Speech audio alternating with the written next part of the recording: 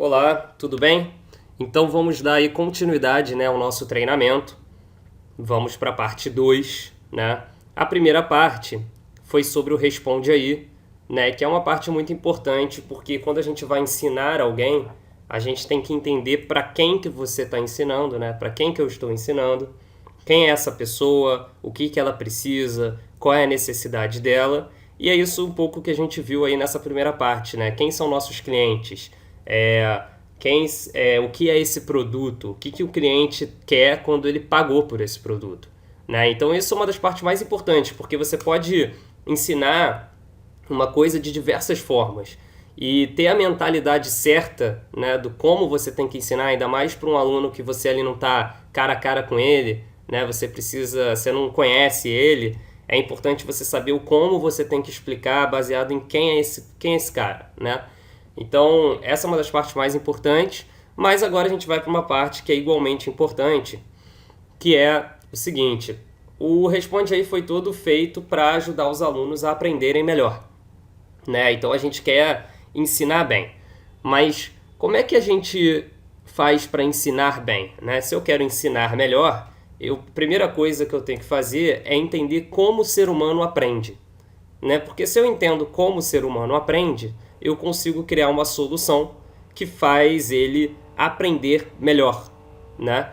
E aí a gente criou muito o produto do Responde Aí baseado em alguns conhecimentos aí da neurociência, né, que dizem sobre o aprendizado do cérebro e tal. E é isso que a gente vai ver agora, né? A gente vai mostrar o que tem de mais novo aí descoberto pela neurociência sobre o aprendizado, como a gente usou isso no Responde Aí, e isso vai dar insights para vocês na hora de vocês explicarem as coisas também, tá?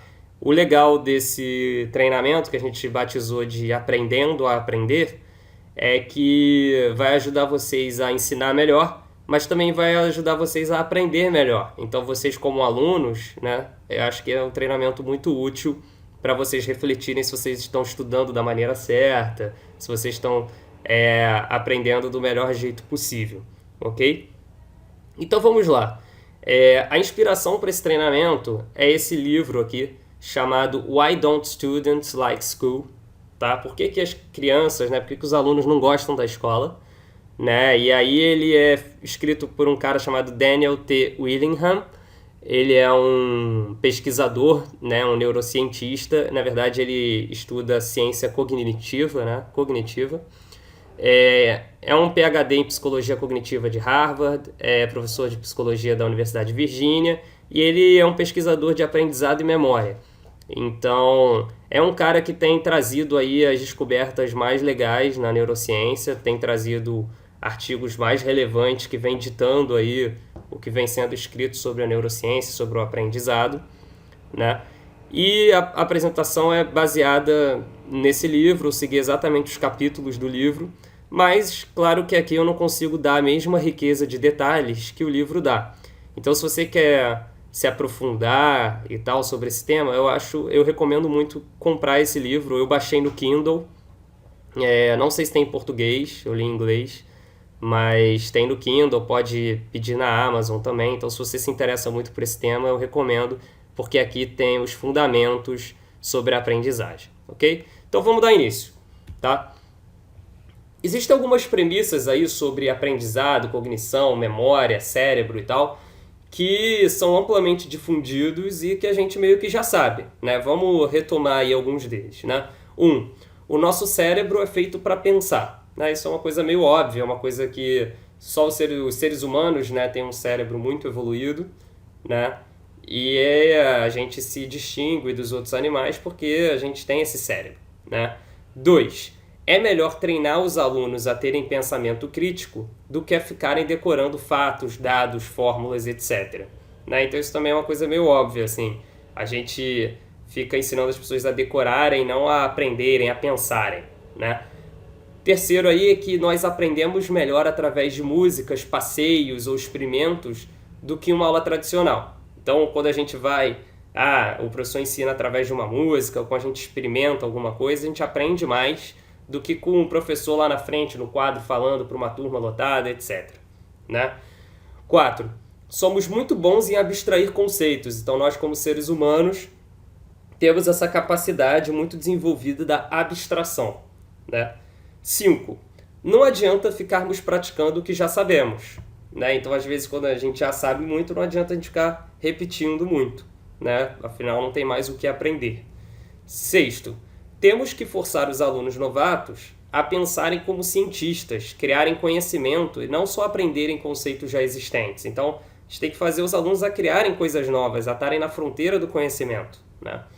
7.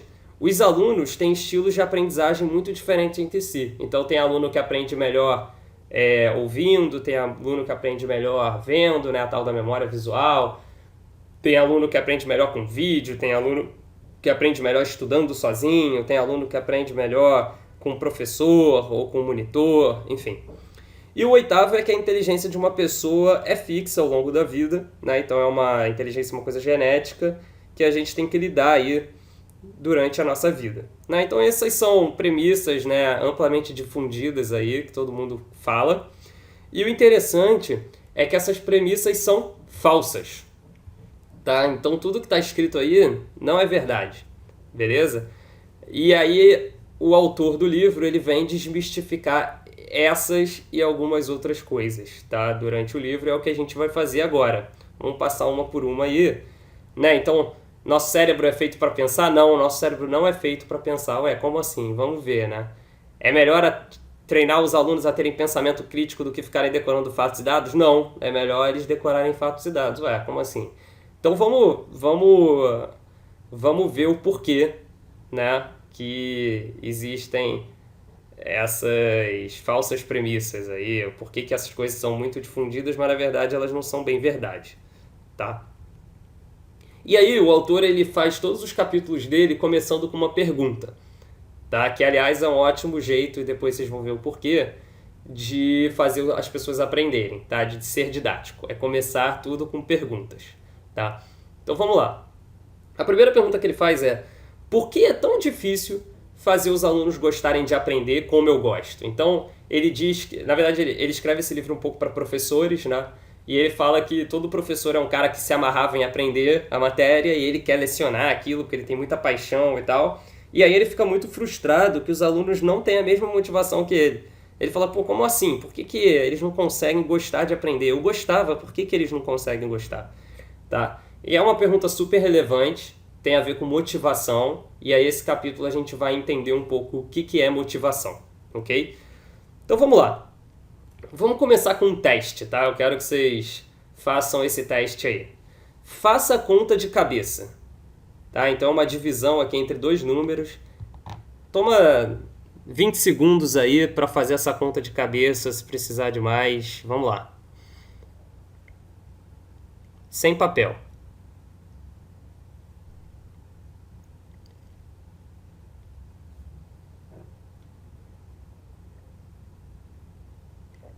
E aí, conseguiu?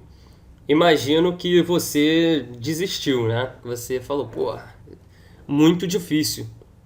Não vou conseguir fazer isso aí nunca, né? Deu até uma dorzinha no cérebro. Você começou a tentar fazer e ficou meio, porra, difícil, né? E aí, isso é uma coisa bem interessante, assim. O nosso cérebro, ele não foi feito para pensar, tá? Ele foi feito para nos poupar de ter que pensar. Então, se vocês forem pensar que é uma coisa difícil, se vocês forem pensar, a gente tem meio que preguiça, assim, de pensar. Quando vem uma coisa muito difícil na nossa frente, nossa cabeça dói, né? A gente não é um bom pensador pra caramba, se amarra e tal. É sempre um morrinho que você tem que subir, né? Então o nosso cérebro ele não tá afim de pensar toda hora, ele é meio preguiçoso, assim. Quando a gente pega uma coisa meio difícil como essa conta, a gente fica com preguiça. Então vamos ver alguns fatos aí.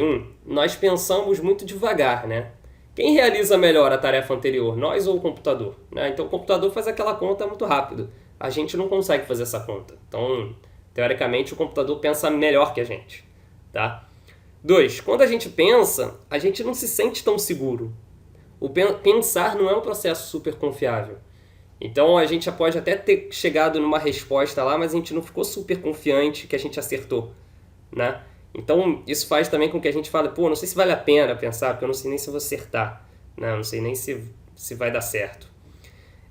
Temos preguiça de pensar quando nos deparamos com um problema muito difícil, né? Pensar dá trabalho, exige concentração e tal. E outra coisa interessante é a nossa habilidade de enxergar ou de nos mover em um terreno irregular são muito superiores do que nossa habilidade de pensar, né? Então, quando você está andando num terreno irregular, seu cérebro está executando vários processos de como o seu pé tem que se adequar ao terreno para você não cair, etc. O computador, por exemplo, não consegue fazer esse tipo de coisa, né? Então, tem até uns vídeos rolando na internet super engraçados de tentativas de robôs e o robô não consegue nem andar direito, ele cai e tal, porque a gente absorve muita informação, né? Nosso cérebro é muito potente, a gente enxergar é uma coisa muito bizarra, assim, a gente absorve um monte de informação do ambiente, processa isso no nosso cérebro, a gente consegue dar uma resposta rápida, mas fazer uma conta daquela, por exemplo, o computador faz muito melhor que a gente, né? Então, vamos entender melhor esse negócio que o cérebro não foi feito para pensar, né? Porque se a gente é tão ruim de pensar, como é que a gente sobrevive, né? Como é que a gente consegue executar nossas tarefas do dia a dia? E aí a resposta é que uma vez que nós aprendemos algo, a gente não pensa mais. A gente usa a memória e o processo fica automático. Então, quando ele fala que o nosso cérebro foi feito para não pensar, tem muito a ver com isso. Dando um exemplo, dirigir, né? Então, não sei se você já dirige e tal, mas quando você começa a dirigir, ninguém pode falar com você. Você está 100% concentrado naquela tarefa ali de dirigir. Você não pode colocar música, não pode ter sua mãe do teu lado falando nada, nem seu amigo, nem ninguém, né? Então você está ali super concentrado. E aí, uma vez que você começa a praticar mais a direção, tem uma hora que você nem precisa mais se concentrar para dirigir, né? Você já pode botar música, você já conversa, você pensa no problema do trabalho, você pensa em um monte de coisa e dirige e não ocupa nada da sua memória RAM ali no seu cérebro.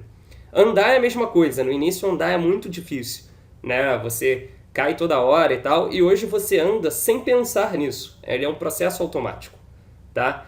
Um outro exemplo bom é amarrar o cadarço do tênis, né? Então, quando a gente está começando a aprender, é uma coisa super que a gente tem que ficar ali concentrado no passo a passo daquilo ali. E hoje você amarra o tênis, escovando o dente, sei lá, fazendo um monte de coisa, sem pensar nisso. E aí, extrapolando para a matemática, hoje vocês fazem, sei lá, propriedade distributiva quase que no automático. Vocês não precisam pensar que vocês estão fazendo agora uma propriedade distributiva. Vocês simplesmente fazem e já estão pensando no que vocês vão fazer lá na frente da resolução do problema, né? Então isso é interessante, assim, por um lado, a gente odeia aprender, tipo, a gente é muito preguiçoso para aprender uma coisa nova, dá trabalho, mas por outro lado, quando a gente aprende, isso não consome mais nossa energia e fica automático, e é isso que o cérebro é muito bom de fazer.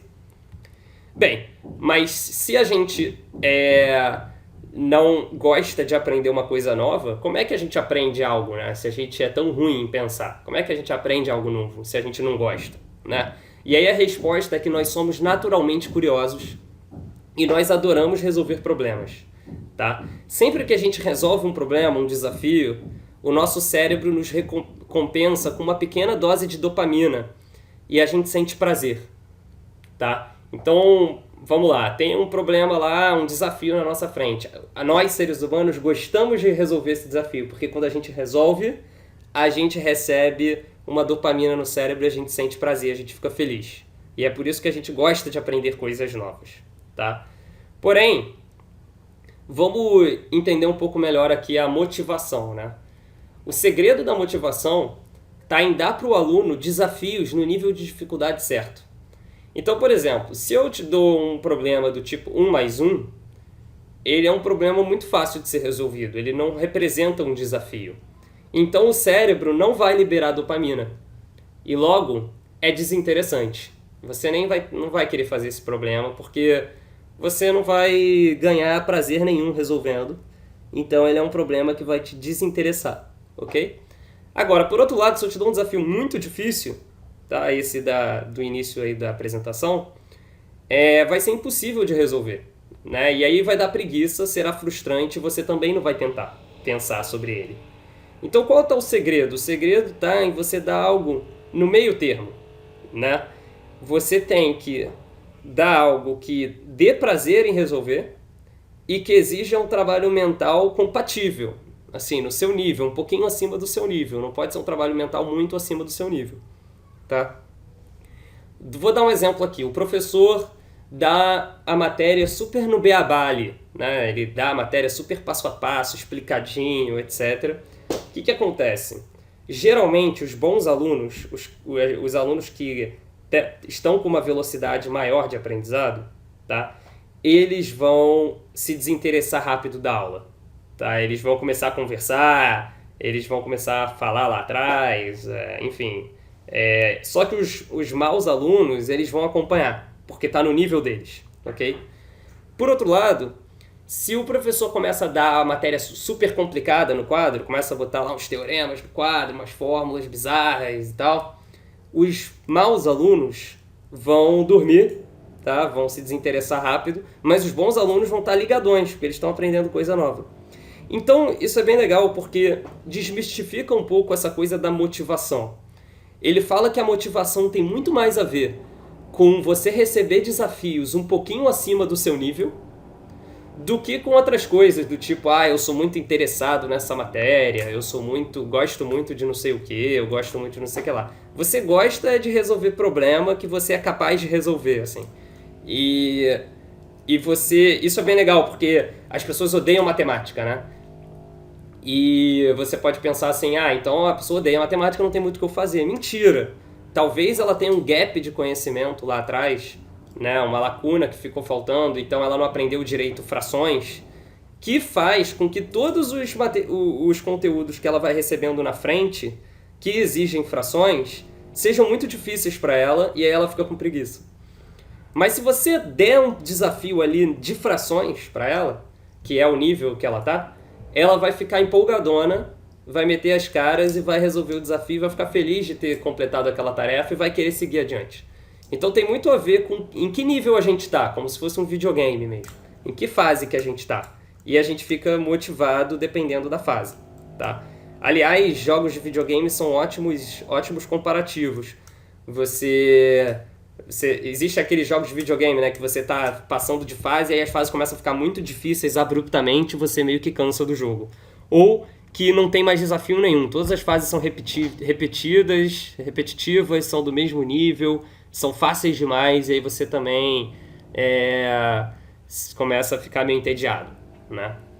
Então, se uma aula não tiver desafios para os alunos, também será desinteressante, tá? Então, qual é o princípio cognitivo 1? O princípio cognitivo desse capítulo é que somos naturalmente curiosos, mas não somos naturalmente bons pensadores. Se as condições cognitivas não estiverem perfeitas, nós vamos evitar pensar, ok? E como é que a gente usa isso no Responde Aí? Os nossos exercícios, né, são em ordem de dificuldade crescente. A gente acredita que o cara vai fazer um ali facilzinho, aí ele vai acertar, ou ele vai ver a resolução porque ele não conseguiu fazer, ele vai pular para um próximo que é um pouquinho mais difícil, depois ele pula para um próximo que é um pouquinho mais difícil. E claro, se ele tiver num nível maior, ele pode ir pulando e ir para o exercício que está no nível dele, ok? E na teoria, na explicação, é a mesma coisa. A gente sempre tem que pensar em explicar as coisas do fácil para o difícil, e não começar difícil e depois ficar fácil, né? Então a gente tem que explicar o beabá e ir complexificando com o tempo. Então você nunca vai dar um primeiro exemplo super complexo, você vai dar um exemplo ridículo, depois você vai trazer um exemplo um pouquinho mais difícil, depois você vai trazer um exemplo um pouquinho mais difícil para o aluno fazer essa curva aí de dificuldade, né? Para ele ir aprendendo no nível dele, ok? Então vamos para a pergunta 2 aí, do capítulo 2. Como é que eu ensino para os alunos as habilidades que eles precisam se as provas só cobram dados, fórmulas, enfim, coisas chatas, né? Então é aquela prova de geografia lá que você tem que decorar o nome dos rios, ou é a prova de matemática que você tem que, saber a fórmula e tal, ou até no cálculo aí, na física, que os alunos reclamam, mas eu não vou usar isso para nada na minha vida, por que eu tenho que saber aqui o teorema de Green, é uma coisa totalmente inútil, por que eu tenho que decorar isso e tal? né? E sempre parece assim, pô, por que os professores não estão me ensinando a pensar? Por que eles estão me explicando essas coisas, né? E aí vamos refletir um pouco sobre isso aí. Vamos fazer um novo teste, tá? Então o teste é esse aí, ó. Briancar 19, 23, 40, 101 e 21. Façam aí.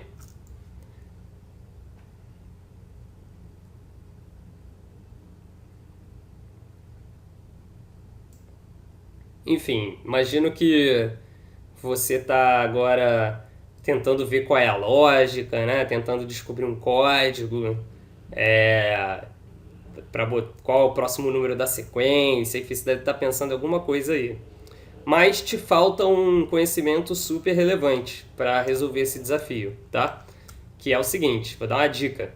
Em valeriano, briancar significa colocar os números em ordem crescente. Ah, beleza. Então agora você sabe fazer, né? 0, 4, 19, 21, 23 e 101.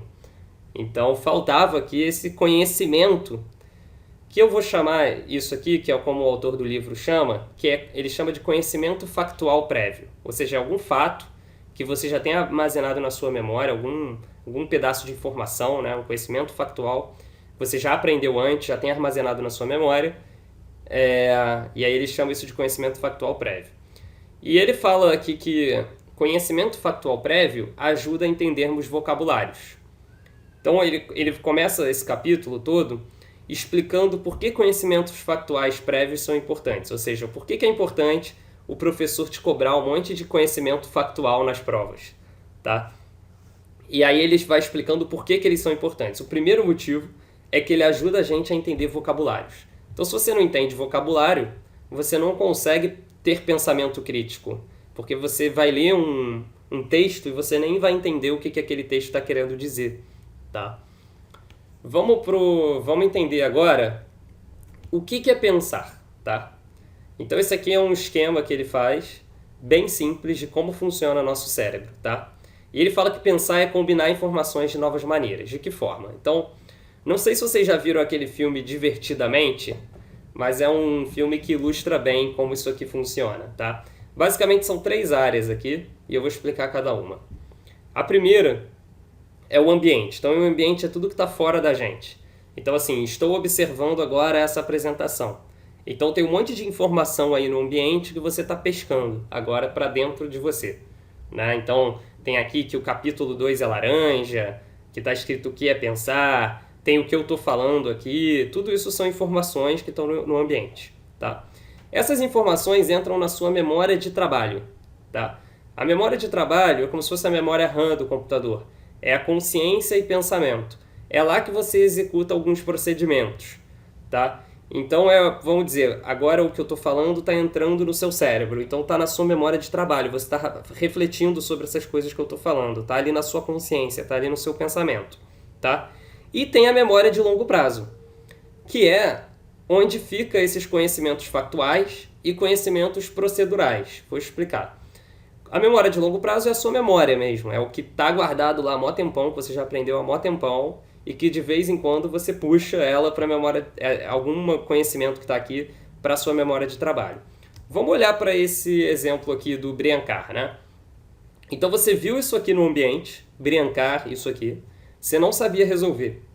Mas aí depois o ambiente te deu uma nova informação, que em valeriano, briancar significa colocar os números em ordem crescente. Legal. E aí, a partir disso, você puxou da sua memória de longo prazo um conhecimento procedural, que é como colocar números em ordem crescente. O que é ordem crescente? O que é ordem? O que é crescente? Como se faz um algoritmo para colocar números em ordem crescente? Você puxou, então, os números que você viu e esse conhecimento de colocar as coisas em ordem crescente para a sua memória de trabalho. E ali na sua memória de trabalho, sem usar papel nem nada, você conseguiu colocar esses números aqui em ordem crescente. Quando você colocou esses números em ordem crescente, tá? Isso gerou uma nova informação, tá? Um novo conhecimento, que foi gerado na memória de trabalho. E isso é pensar, tá? O que acontece aqui na memória de trabalho é o pensar. Agora, se você vai lembrar depois, como eram esses números, em que ordem eles estavam e como eles ficaram depois, aí já são outros 500, que é levado a memória de trabalho para a memória de longo prazo, e a gente vai falar disso depois, tá? No próximo capítulo, ok? Então, só para vocês entenderem aqui um pouco como funciona. Vamos fazer um novo teste, tá? O João disse, eu é que não vou fazer o meu novo bobó de camarão quando o diretor de marketing vier aqui. Pergunta, por que o João disse isso? Né? Eu é que não vou fazer o meu novo bobó de camarão quando o diretor de marketing vier aqui. Né? Então, essa frase tem inúmeras interpretações. Tá? Uma delas pode ser que o bobó de camarão do João é muito bom e ele não gosta do diretor de marketing. Tá? Então, ele não vai... Quando o diretor de marketing vier lá, ele não vai fazer o bobó de camarão, não, porque ele não quer agradar o diretor de marketing. Então, isso pode ser um exemplo. Um outro exemplo de interpretação é o seguinte: o meu novo bobó de camarão é um bobó de camarão que ele nunca fez e que ele está super inseguro, né? Ele pode dar muito errado, então ele está muito inseguro com o bobó de camarão dele. E o diretor de marketing é o chefe dele. Então, quando o diretor de marketing for lá na casa dele e tal, jantar com a família dele e tal, ele tá com medo de fazer esse bobó de camarão, tá? Então você vê que se você não sabe que o João começou a fazer bobó de camarão agora e que o diretor de marketing é o chefe do João, né? A gente não consegue relacionar isso de uma maneira, essas duas informações de uma maneira rica, de uma maneira que a gente está pensando certo. A gente vai fazer uma afirmação errada, um julgamento errado, tá? Então, o conhecimento factual prévio também nos ajuda a conectar informações, né? Não só a entender vocabulários, mas a conectar informações, porque quando você tem um conhecimento factual prévio, você lê frases com uma riqueza de detalhes muito maior. Então, eu vou dar um exemplo aqui. Vamos dizer que você vai pegar agora um artigo sobre nutrição, ok? Um artigo científico sobre nutrição. Você pode até ler esse artigo com muito cuidado, com muita concentração, mas como você não estudou muito sobre nutrição na sua vida, você vai ler com muito menos riqueza de detalhes isso aí do que alguém que estudou nutrição a vida inteira. O cara que estudou a nutrição a vida inteira vai ler aquilo ali, vai aprender muito mais do que você com aquele artigo, porque ele sabe mais já. Então, quanto mais você sabe, quando você vai aprender coisas novas, você aprende mais. Quanto menos você sabe, quando você vai aprender coisas novas, você aprende menos. Então, quem mais sabe, mais vai saber. Quem menos sabe, menos vai saber. É igual aí o capitalismo que separa os ricos dos pobres. A mesma coisa acontece com a educação. Então, se você tem uma educação muito fraca de base, as suas novas interações educativas ao longo da vida, ao longo da vida, vão te fazer aprender menos do que alguém que teve uma boa educação de base, tá? E por aí vai. Então, você separa muito o capital intelectual de uns e outros e tem um gap absurdo, tá? Tudo porque desde cedo você já tem que estar aprendendo, beleza? Isso é bem triste, porque a educação no Brasil não é muito boa, principalmente na base, né? Poucos as pessoas não têm as mesmas oportunidades, essa que é a verdade. Vamos para o próximo aqui, tá?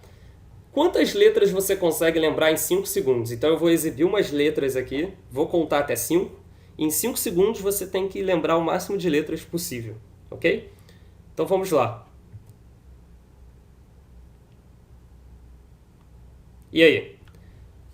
Quais letras que você lembrou? Quantas letras você lembrou? Conta aí. Pode até pausar o vídeo. Tenta lembrar aí de quantas letras você conseguiu lembrar, tá? Imagino que você não conseguiu lembrar todas, tá? Metade, enfim. Agora vamos para um novo teste, tá? Vou exibir novas letras, tá? Vou dar os mesmos 5 segundos e vamos ver quantas letras você vai conseguir lembrar.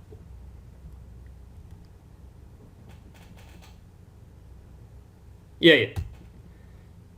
E aí que provavelmente agora você conseguiu lembrar de tudo, tá? E aí vamos entender o porquê, né? O que é muito interessante é que essas letras aqui, elas são as mesmas das anteriores e inclusive elas estão na mesma ordem. Então, ó, XCNNPHD, vamos ver antes? XCNNPHD, FBI, CIA, INSS, tá vendo? E aí, muito interessante, por que que o seu cérebro aqui não consegue decorar todas e lá ele consegue, tá? E na verdade é bem fácil responder essa pergunta, mas ela não é tão intuitiva assim, se você for parar para pensar. A diferença é que CNN, PhD, FBI, CIA, INSS são palavras que para você têm significado, tá? Então CNN é uma rede de televisão, PhD é um título, né, no mundo da academia, FBI, enfim, por aí vai. Quando você vê XCN, NPH, DFB, isso aqui não tem significado para você, tá? E como não tem significado, você tem que ir lembrando um por um. Então aqui você tem que lembrar de uma informação, 2, 3, 4, 5, 6, 7, 8, 9, 10, 11, 12, 13, 14, 15, 16, 17, 18. Então aqui você tem que lembrar de 18 informações em 5 segundos. Lá você tem que lembrar de 1, 2, 3, 4, 5, 6, 7 informações, sendo que é X em cima e X embaixo. Então, enfim, 6 informações e meia, vamos botar aí. Né? 6 informações. Né? Então é por isso que aqui você consegue lembrar e lá você não consegue. Aqui você tem que decorar umas 20 informações, aqui umas 5 informações. Tá? E o que é interessante? Interessante que a nossa memória de trabalho, tá? Ela é limitada. Então a gente não consegue botar um monte de coisa na nossa memória de trabalho. Tem uma hora que ela enche, ela esgota e a gente não consegue mais botar nada. Então em 5 segundos a gente não conseguiria botar na nossa memória de trabalho 18 informações. É muita informação para a gente pensar. Mas a gente consegue 5, ok? Então, por exemplo, sabe aquelas vezes que você está fazendo meio que uma conta de cabeça e você fala, cara, preciso de um papel agora? É porque sua memória de trabalho encheu. Tá? E aí você coloca no papel para você ter um lugar que é tipo uma memória de trabalho expandida, assim, onde você vai fazer ali seus cálculos e tal. Porque tudo na sua cabeça não dá conta, ok? Agora, o legal é que quando as coisas ganham significado, ou seja, você tem um conhecimento factual prévio que dá significado às coisas, a sua memória de trabalho não é que ela expande, ela fica igual, ela tem a mesma limitação, só que as informações ficam muito menores. Então vamos voltar para o exemplo do carro, de dirigir o carro. Né? Você está dirigindo lá o carro no início, cada processinho ali, pisar no acelerador, mudar a marcha, virar o volante, ligar a seta, olhar o retrovisor, cada coisa daquela é uma informação que está ocupando sua memória de trabalho. Mas a partir do momento que você já treinou o suficiente e que aquilo ali é um processo para você automático, ele não ocupa mais sua memória de trabalho. Antes era virar o volante, mudar a marcha, pisar no acelerador, olhar o retrovisor, e agora é dirigir. Entendeu? É uma coisa muito menor. Dirigir. Tá? Assim como agora é andar, ou amarrar o cadarço. E antes era, dá uma voltinha, passa o nó, faz não sei o quê. Esse processo da gente pegar várias informações e transformar numa só se chama chunking, tá? Chunking é o fenômeno de juntar peças separadas de informações do ambiente em um só bloco de conhecimento. Então o espaço da memória de trabalho é limitado, mas não depende do número de peças, e sim do número de objetos com significado. Isso se aplica a matemática, esporte, culinária, música, etc. Então uma coisa é você tocar Let It Be dos Beatles no violão. Se você já sabe, isso é um chunking para você, isso é uma informação. Outra coisa é que você está aprendendo a tocar Let It Be, e aí você fala, cara, eu tenho que dedilhar tal dedo, não sei, na corda tal, depois eu tenho que fazer isso, depois eu tenho que fazer... É muito mais informação.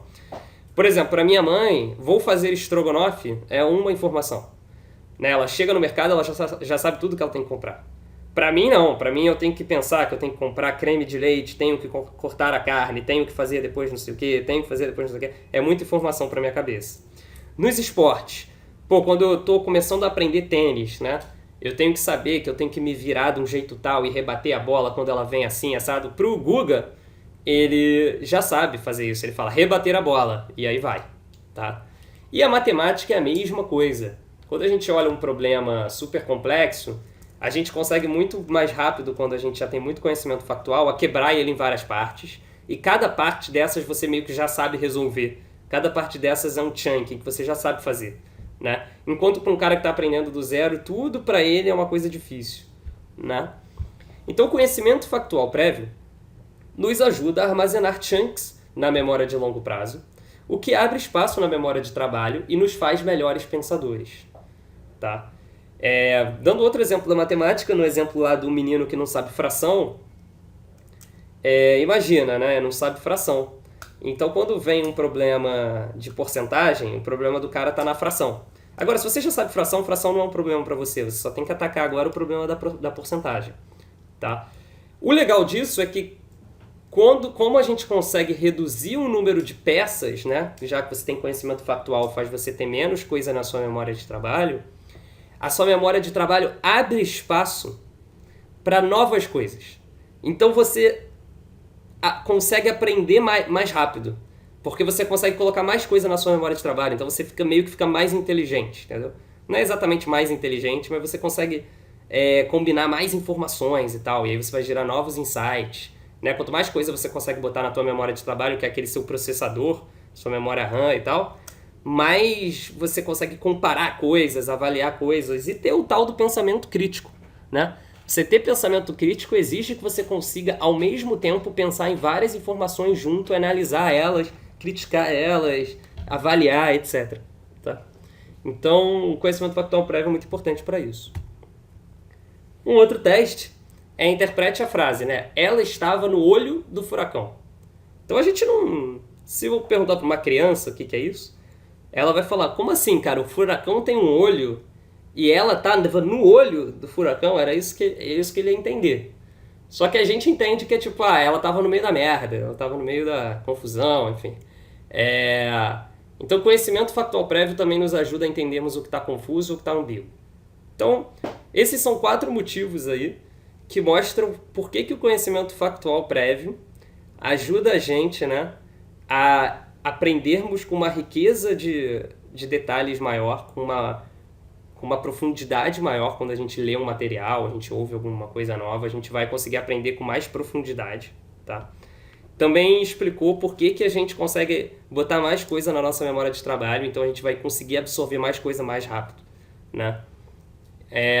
Então é por isso que é muito importante no início da nossa educação e tal, a gente aprender dado, fórmula, decorar, algumas decorebinhas, porque quando a gente vê essas coisas em outros lugares, a gente meio que já vai ter guardado na nossa memória de longo prazo, e isso vai fazer com que a gente consiga ir um passo além, que agora não é mais decorar fórmula, e sim pensar criticamente, criar conhecimento, etc. Tá? Vou contar um experimento científico aí que é bem interessante, tá? Pegaram uma turma de alunos e separaram em 4 grupos. O grupo 1 são bons leitores com conhecedores de beisebol, tá? Então o cara lê bem, então são alunos lá do CA, tá? Estavam começando a aprender a ler. E eles deram um texto para esses alunos, tá? De beisebol, era um texto cujo tema era beisebol. E depois tinha uma prova de interpretação de texto, tá? Tinha um grupo 1 que eram bons leitores e conheciam beisebol. O grupo 2 eram bons leitores e não conheciam beisebol, não eram conhecedores de beisebol. O grupo 3 eram maus leitores e conhecedores de beisebol. E o grupo 4 são maus leitores que não conhecedores de beisebol, tá? E aí a pergunta é, em ordem, qual dos grupos performaram melhor no teste, né? Na prova de interpretação de texto?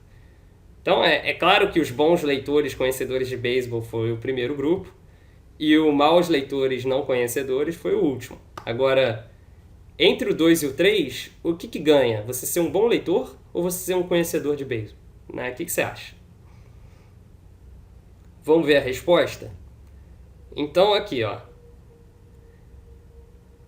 A galera com alto conhecimento de beisebol, ou seja, o grupo 1 e o grupo 3, ganha da galera com baixo conhecimento em beisebol. Ou seja, é mais importante você saber beisebol para entender os vocabulários que estavam ali naquele texto do que você ser bom leitor ou mau leitor, tá? Então, só para vocês verem aí como o conhecimento factual faz muita diferença, tá? Um outro experimento que é muito interessante é o seguinte, colocavam um tabuleiro de xadrez para algumas pessoas e algumas peças nesse tabuleiro, tá? E depois eles destruíam, você tinha um tempo para olhar, eles destruíam e você tinha que remontar que nem estava antes, tá? Olha que interessante, eles botavam as peças desse jeito aqui, que para quem joga xadrez é uma posição conhecida no xadrez, que é a posição de Philidor, ok? Então era muito interessante, porque o cara que conhecia a posição de Philidor, ele olhava e ele em um segundo já estava decorado, porque é um chunk, né? Ele já sabia remontar esse tabuleiro. Agora, pra pessoa que não sabe beisebol, né? Ela demorava muito, ela tinha que decorar cada peça, se a preta estava no quadrado branco, se a branca estava no quadrado preto, qual quadrado e tal, e erravam, enfim. Só para vocês verem como, às vezes, você decorando uma coisa, né, isso te ajuda muito no processo de pensamento, numa tarefa mais avançada, assim, né? Então, qual é o princípio cognitivo 2? O princípio cognitivo 2 é que nós não conseguimos analisar, pensar criticamente, sintetizar ou criar conhecimento se antes não tivermos bastante conhecimento factual prévio, né? Então, primeiro você tem que ter conhecimento factual. Depois você vai meio que para um novo nível de aprendizagem, tá? É meio que isso que ele defende, ok? Vamos lá. Eu vou só dividir esse treinamento em algumas partes para não ficar tão pesado de baixar os vídeos, tá? Mas a gente vai fazer então na próxima parte, a gente vai para o capítulo 3, que ele pergunta o seguinte: por que os alunos se lembram de tudo que viram na televisão ou na internet e tal, e se esquecem de tudo que eu digo, né? Então nesse capítulo aqui ele vai explorar a memória. Então o que faz você lembrar alguma coisa, ok? Então a gente se vê aí na parte 2. Valeu!